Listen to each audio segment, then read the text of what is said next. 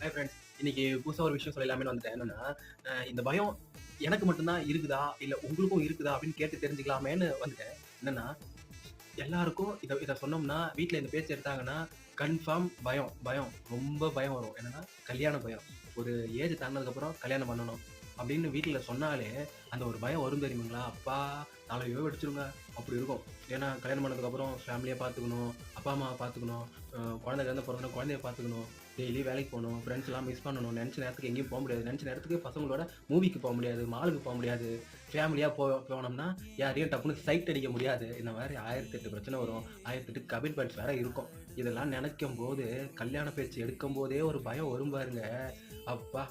என்ன பண்ணி தொலையுது. ஆனா, ஒரு ஏஜ் தாண்டுனதுக்கப்புறம் அது பண்ணி ஆகணுமே. வேற வழியும் இல்ல. என்ன பண்றது?